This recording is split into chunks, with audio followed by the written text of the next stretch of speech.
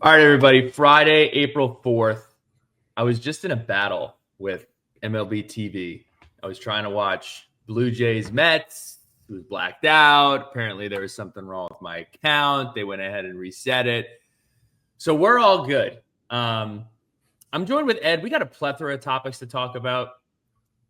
I'm just going to put a disclaimer out here right now. Here's what we're going to do. We're going to talk about what's going on at Virginia Tech with the transfers. And what we're also going to do, I think that given Buzz Williams's employment now in Maryland, there has been a misrepresentation of Buzz Williams. So what I want to do is, to Hokie fans, I want to talk about Buzz Williams. And then to Terp fans, I want to let you know what you're in for. I want to give you guys a little bit of a taste of what is about to come. Ed, you were working on your tractor today. What's going on, and what's going on in Warrenton, dude? Dude, time to cut the grass. Got to get this thing figured out so I can get out there and get after it. But yeah, this as a Maryland is my second team from a basketball perspective. So 110% of my energy goes to Virginia Tech, but I always have an eye on Maryland, and I think I'll probably have two eyes on Maryland now because Buzz is just so polarizing. And just even watching the intro presser and a couple other media clips I've seen, it's just like, man, I remember this. Like I remember these isms and the team and the family and all of it. And some really great memories from Buzz's time in Blacksburg, obviously. And my entire family is Maryland fans. I grew up a Maryland fan. So, as soon as it happened, I kind of sent out a text and I was like, y'all are in for a roller coaster. Strap in. Where and when it ends is probably largely predetermined, at least if it's anything like his previous stops in college basketball and his coaching career. But man, it's fun while you're on the ride. That's for sure. So I think that's a good place to start. There was a really interesting video that came out on social media yesterday or the day before, and I forget his name. It was a gentleman. I'll put this in the write-up. It was a gentleman basically talking about how he knows Buzz Williams probably better than anyone in the business, and he basically dove into his strategy. Buzz Williams has been referred to as a job hopper, which I think is fair and unfair in some regards, but spent time at Marquette, spent time at Virginia Tech, spent time at Texas A&M. He's now headed to Maryland. Along the way, just quickly about his career, he won 100 games at Marquette, Virginia Tech, and A&M. He has a chance to become one of three to win 100 games at three different institutions, joining Lefty Driesell and Steve Alford.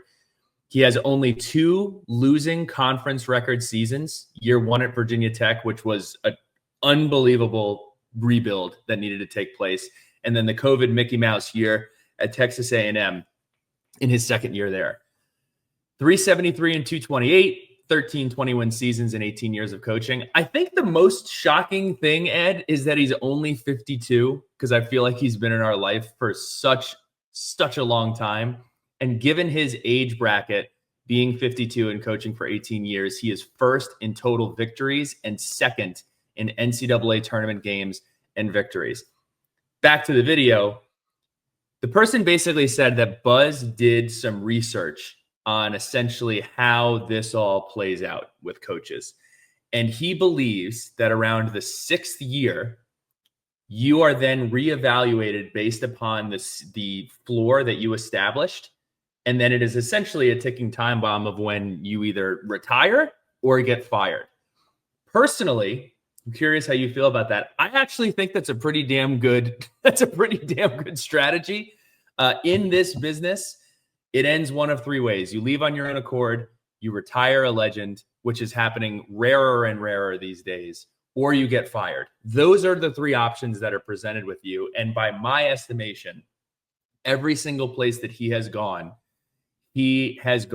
and significantly grabbed the floor with his hands and lifted it above his head every single time. Now, you can get upset when he leaves. You can, whatever, but that's kind of my take on it. I'm curious what you took away from that. Yeah, I think that's super fair. And I think it just kind of comes back to like, what does Buzz enjoy about his profession, his job? And I think pretty clearly he enjoys the real relationships with his players and his family and his staff. I mean, I think it's hard to deny that as fact. I mean, you talk to anyone who's played for the guy and they talk glowingly about him and his staff. You know, he mentioned it in his Maryland press conference. I think the number was, he said, a combined 110 years of experience with Buzz on his staff. That's not by accident. You know, he values those relationships, and in turn, those people clearly value him as well. And then he obviously, you know, he mentions his family and his kids everywhere he goes. So what he cares about is not, am I going to have a statue in front of Castle? Or am I going to have a statue in College Station? Am I going to be here 20 years? He doesn't really seem to care about that kind of stuff. He kind of just seems to care about the people and the relationships he builds on along the way. A common thing with Buzz at Tech was that, you know, he kept it in the family, very insulated, wasn't a lot leaking out to the media. You know, he was always very, I guess, not great with the media, the local media in particular. He kind of seems to find his one or two people he'll talk to, and everybody else, whatever. It's funny because reading the Maryland message boards and articles the past few days, I think a new reality is setting in on the Maryland insider on 24/7. I think his eyes are slowly opening, that he may not get all the inside scoops he used to maybe get from the College Park locals there. For instance, article he just posted, I was just reading this before we started. Williams has insulated himself, speaking with very few people around the program. Yep. Welcome to the Buzz Williams experience. You might want to go talk to Mike Loxley, because you're going to find more scoops over there than you will on the hoop side. And I think that's super interesting. But yeah, I mean, like the philosophy on the job hopping, you know, I think ultimately back to the people thing, I think he cares about building. You know, he clearly likes the build and the chase, and you could talk about how he leaves it and kind of tears it down behind him and leaves rubble. But while he's there, he does build, and he's done that everywhere he's been. Before we talk about his fit specific to Maryland, Maryland fans may be in here, and Texas A&M fans may be in here. And the Texas A&M fans are like, when are they going to talk about this stuff that drives us crazy? And the Maryland fans are like, well, wait, why is everybody so upset? Like, I don't understand. First of all, on his siloing, to bring some color to that, he is going to put out amazing content. He is going to put out coaches speak. He's going to put out quotes. He is going to pray over his team after they lose, whenever they lose in the NCAA tournament. You are going to get a very interesting view of your program. That view will not be coming from your local beat writer. It will not come from anything. It's very much, you know, there have been a lot of discussions. We're not going to get political. There have been a lot of discussions about Doge and kind of not knowing what's going on. It's very similar to that. You are going to get exactly what's going on from his mouth, and it's going to rub some people the wrong way. Before we talk about the negatives here, and I don't even know if they're qualified as negatives, but they are for some people. At Virginia Tech, 3 NCAA tournament appearances in a row, highest final ranking in school history. They finished 16th in 2019, first Sweet 16 in program history, and he had a 44-46 record in conference. In my estimation, here are the things that I think drive people crazy about Buzz Williams. Number one, he is going to brand your program exactly the way that he wants to brand it.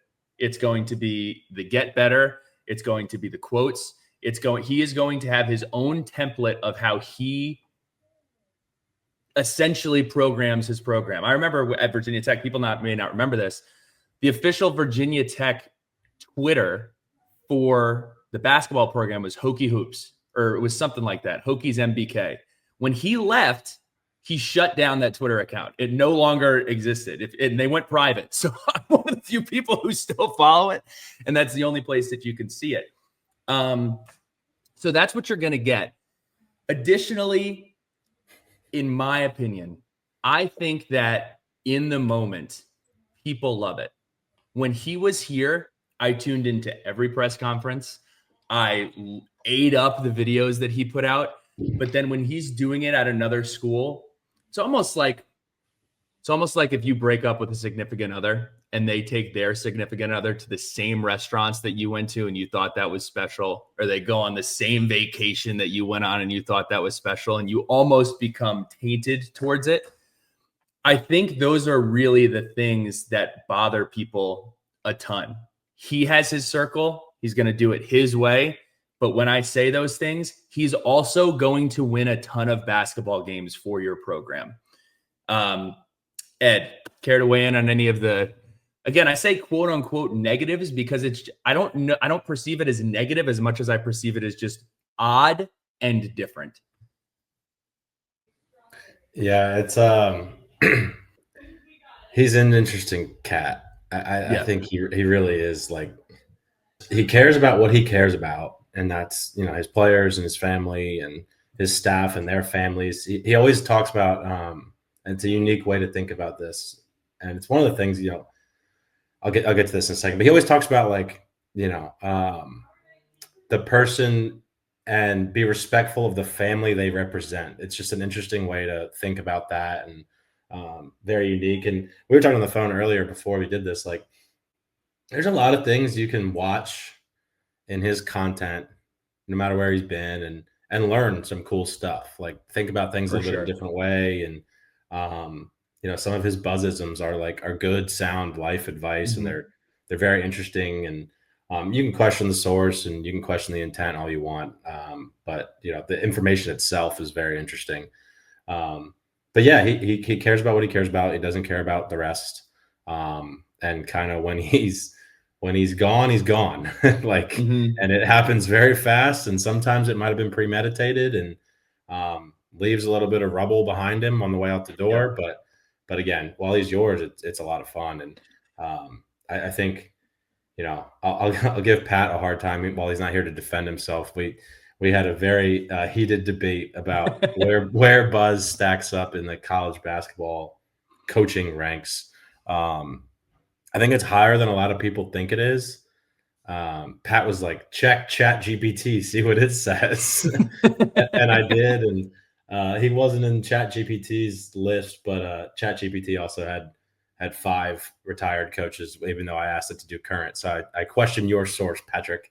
But yeah, I mean, like what you said at the beginning, it's crazy. Like, Hunter wins at 3 schools, chance to be the third all time to do it at 4 schools. Not to mention that this is his 4th of the Power 5 basketball conferences he'll have coached in. He'll have won in 4 of the 5 when it's all said and done here. So yeah, keep an eye out for Baylor and TCU when this stretch at Maryland's over, so he can finish out all 5. He's just, interesting guy, and it's been fun to watch the Maryland message boards and stuff when they announce the hire. Like, everyone's like, "Oh my God, this is a horrible hire." I'm like, okay, hold on a second. This is not a horrible hire. This is an upgrade over your last 2 coaches. To now, literally people saying, "Yeah, I'm coming around to this guy." The more I hear him talk, the more you hear him talk, you're gonna love him. So he crushes press conferences like nobody else. The eat up factor is unlike anything else. So another thing that I want to point out is to a man, like, regardless of how fans feel, if you ask any former player at any one of his stops that are reputable, they will rave about him. If you are one of his guys, he is not kidding about the lifetime relationship, the lifetime impact. There are a lot of people who don't make good on that in this business, especially now in the NIL world. So that's pretty much what I have to say. I think my perspective on Buzz is, heights that we never thought were possible. To be honest, elevated Virginia Tech to a level that none of us thought was possible. And in the short term, I think it's fair to say, in the short term, didn't do Mike Young any favors, but also Mike Young had something to point to as previous success. Nickeil Alexander-Walker is not just a contributor. He is an important contributor for Minnesota. You have guys like, Justin Bibbs, Seth Allen, Zach Leday. They're all still playing basketball. So, a lot of success and a lot of really cool things to point back to. And probably, if we're being honest, since 2012, some of the best memories that this athletic department has seen, really getting to a point where you're not pointing back on, do you remember that one time we beat Duke for the first time in 15 years? Like, you are competing with and beating Duke, Virginia, not so much North Carolina, but you're beating these blue bloods consistently. And we've been able to carry that over into the Mike Young era, which has been fantastic to watch. So I personally am excited to watch the Maryland thing go on. I love what we have going on. This is not at all a reflection on how I feel about what we have going on. He is just such an interesting character. It's almost like when a movie comes out and it's like, oh, Ben Affleck is in it. Okay, I don't even care what it's about. I'm gonna watch it. Oh, this person directed it. I don't even care what it's about. I'm gonna watch it. So it's gonna be a wild ride. It's gonna be interesting.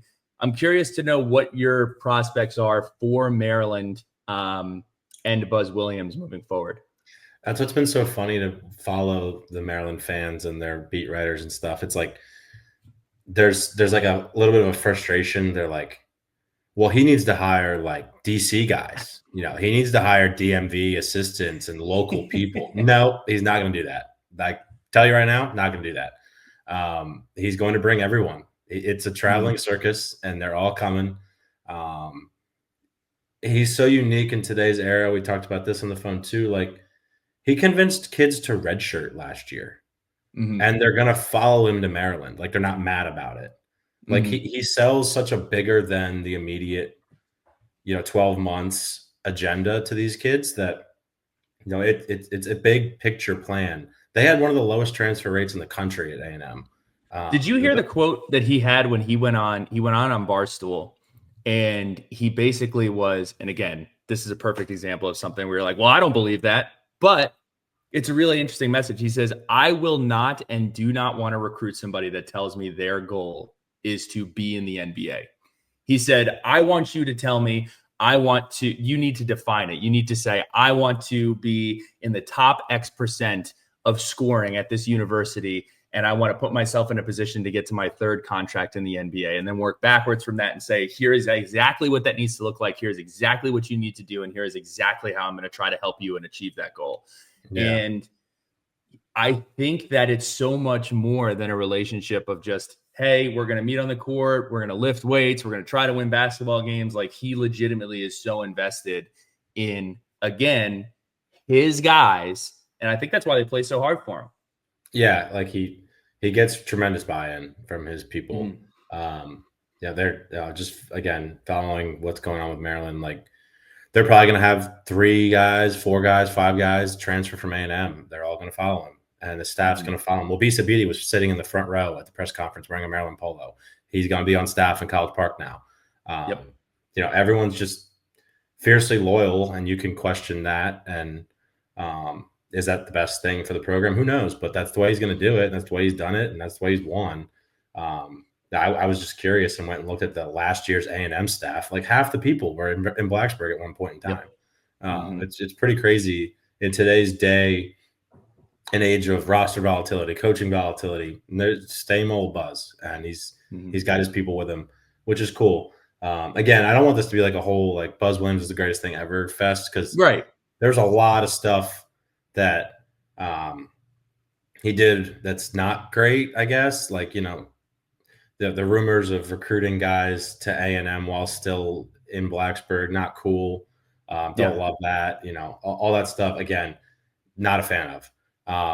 But the things also, this is not documented or talked about publicly, but we talk about how fans, when he leaves, you kind of get sick of his jib. In most places, athletic directors, people who are not in that building, get very tired of the nonsense that is associated with it. That seems to be what's like reported largely is like, that was the line at Marquette. That was kind of the line at Tech. It's, people said he was getting forced out of A&M. I saw one reporter say he was getting forced out of A&M so they could go get Chris Beard. How'd that work out? So yeah, I mean, there's pros and cons. But the pros are pretty cool, and they're very polarizing, and they're fun to. Some of his stuff is fun to keep an eye on. So it'll be interesting how it goes. I think they'll bring a lot of Texas A&M players. They'll probably bring a couple of the guys that they signed out of high school, which I also found interesting. Like, today's day and age, you don't need a DMV recruiter just because you're in Maryland. I mean, Maryland's a little different. You want to have some Baltimore juice. But the 3 kids he had committed going to Texas Tech were from 2 from California and 1 from Arizona, or they were coming to Texas A&M. They'll probably be in Maryland now. It's so national now that I don't know how much it matters. And then the big one for Maryland fans has been Rodney Rice. What's he going to do with Rodney Rice? Is he going to bring Rodney Rice back? Probably not. Probably not. He's not one of his guys. And by all accounts, sounds like Rodney Rice made himself a little bit of money by the way he played this year. And he'll probably end up at Tennessee with Jacoby Gillespie or at North Carolina or wherever, 3 schools in 4 years, as today's day and age is. So if you're a Maryland fan, you may want to X out. If you're a Texas A&M fan, you're probably writing some disheartening comments regarding Buzz. But I do want to talk about, this translates well into the departure of Kevin Willard and what we're seeing on a college basketball national scale.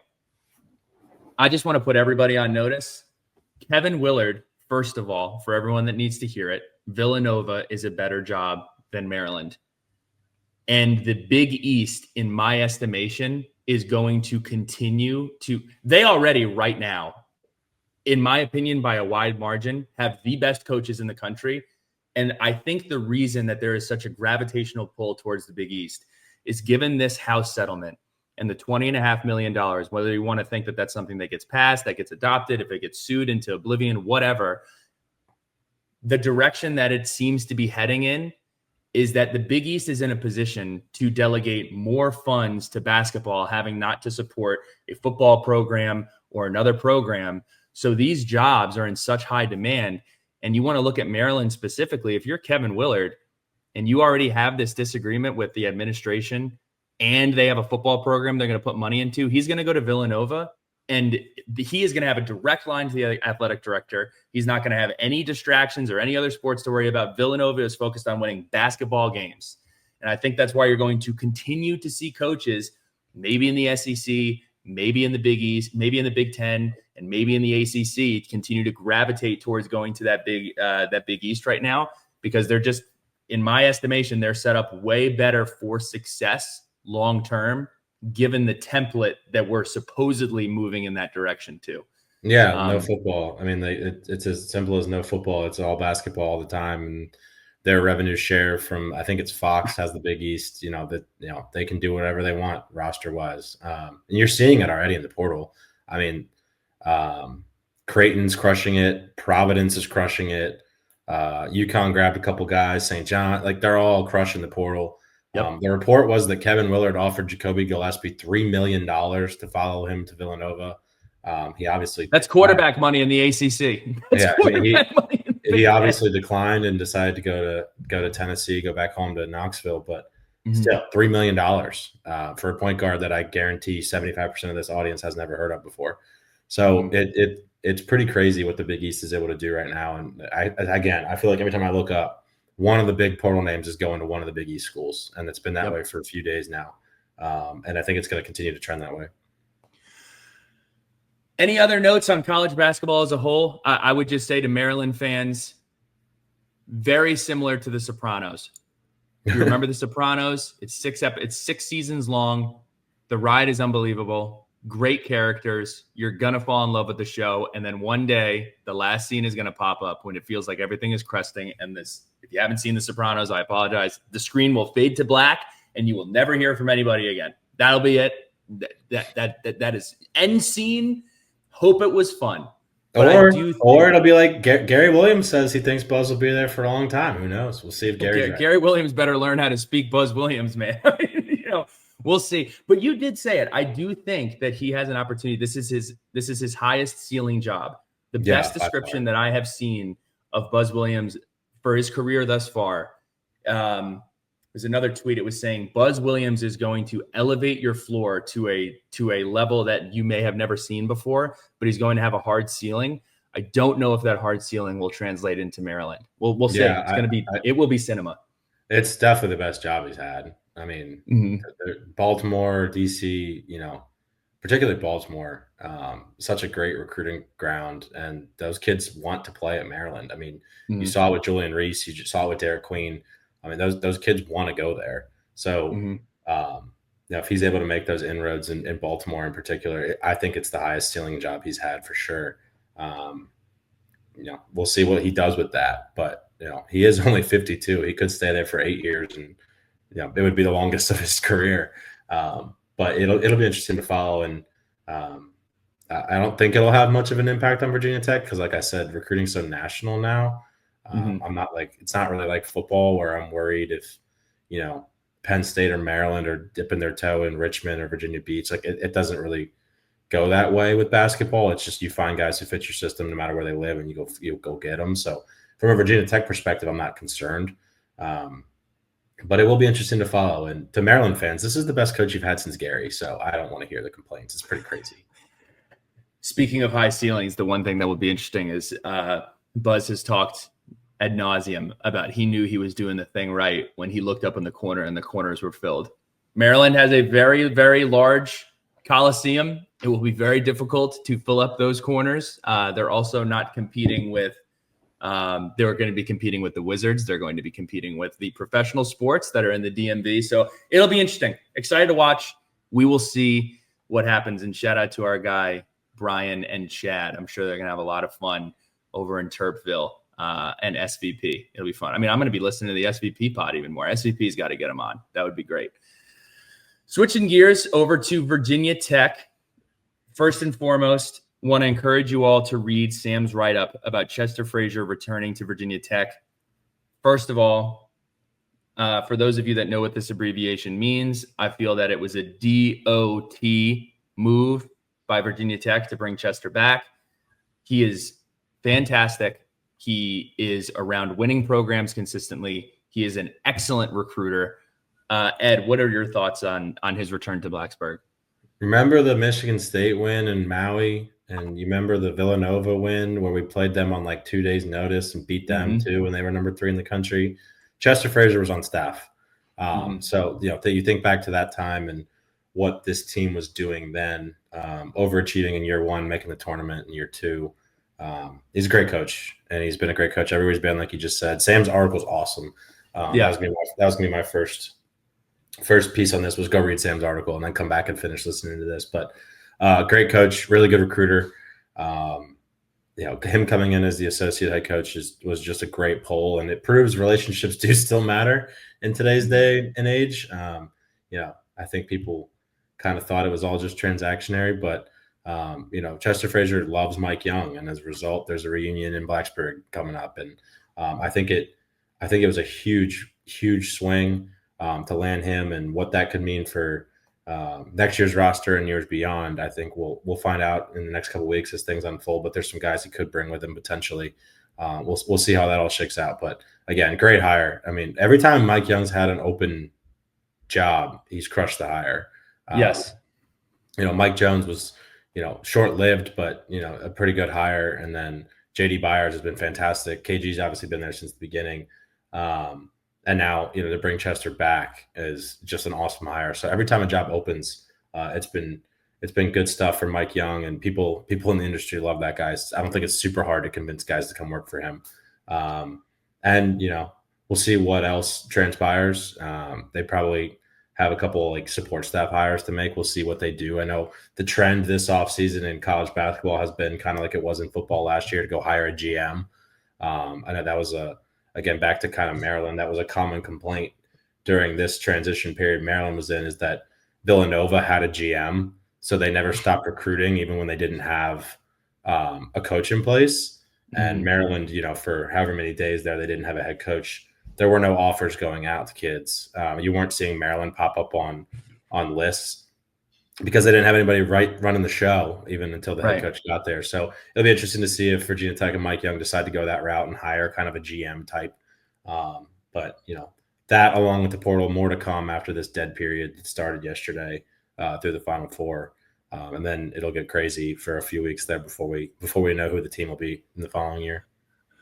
I remember when Chester Frazier took the Illinois job, and you were adamant about this is a significant departure. And with college basketball, especially if you're not following it, day to day, you just see, oh, he's an assistant. Well, they don't have the label of offensive coordinator, defensive coordinator, recruiting this area, recruiting that area, but they are extremely, extremely important. So extremely excited to have him back in town. Real quick, because there aren't a ton of updates. Really excited to have Tyler Johnson and Ben Hammond back.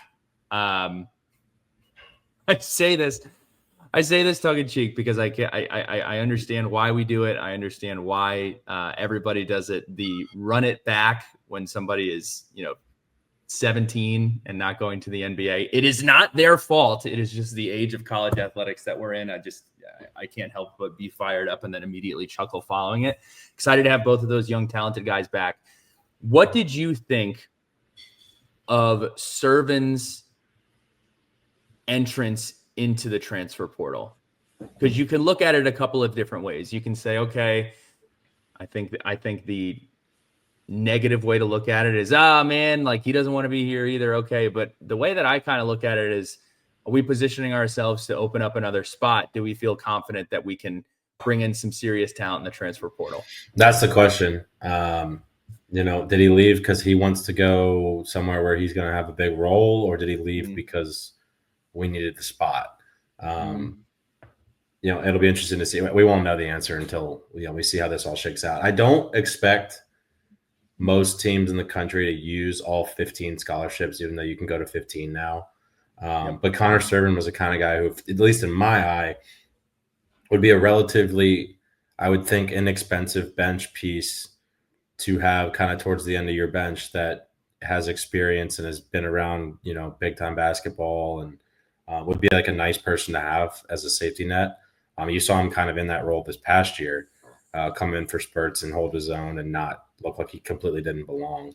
I thought it would have been nice to keep around, but again, we won't really know the why until we see how the final roster shakes out, I guess. It's fair to say that in the age of non-player movement, first of all, he wouldn't have been here, but let's say that he was, probably would have had an elevated role, probably would have been, improved over the offseason. So I think there was kind of a thought of, okay, he can give us a couple of good minutes here, given Patrick Wessler's departure and everything else, but really interested to see what this looks like. And I think that's pretty much it until we get some more information out of the portal and we have some more moves that there are to talk about. That just about wraps it up. Any other thoughts before we wrap it up? Carly, Karras, and Kale all back on the women's side. And we're making some moves. We got that Purdue transfer coming in. I'm really excited about that. Baseball has a big weekend coming up here. Final Four, any thoughts? Who you're rooting for? I feel silly having lived in this camp, but I'm just going to live in it until they either win the championship or not. Out of the 4 teams that are in it, I just don't believe in Florida, but here they are in the Final Four. So who is your favorite to cut down the nets this year? It feels like we've been destined for an Auburn Duke championship game since they played early in the year. Kind of the best roster and what has been the best team, the 2 best players in Flag and Janai Broom. So I have a feeling that we'll see that again. But from there, man, I don't know. Like Auburn's got a bunch of dudes who are like 24 and Duke has a bunch of dudes who are 19. That's going to be a great game either way if that's where this ends up. But I do think Duke is the best team I've seen play. They have the highest ceiling by far. Just like, if Flag's having a bad night, Malawatch can go crazy. Con Kneppel is like a little baby Luka Doncic. They're bringing 5 stars off the bench. They've got 5 stars who don't play.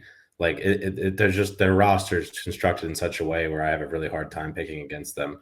And John Shire's done a great job navigating all that. So I think we'll see Auburn Duke again, and then I think Duke's gonna cut them down this time. This team's just so stacked. It would be remiss, because it seems that this happens every single year. Kelvin Sampson has done such a good job at Houston for so long, and they're kind of just written off every single year. I have really enjoyed watching his teams play. For everything that has been said about how bad this tournament has been, I fully expect these 3 games that we're going to watch this weekend are going to be fantastic. I think they're going to be great. I think we got some great matchups here. So looking forward to enjoying it. Without further ado, if you're still here, let us know in the comments your unfiltered thoughts on the Buzz Williams tenure. And if you're a Virginia Tech fan, maybe throw some names in the portal that you're really excited about that you'd like to see us land. But that's it from us. Happy April. Happy off season. This has been fun to you Terps and Aggies and maybe even Golden Eagles from Marquette. Good to see you. And we'll talk to you again soon.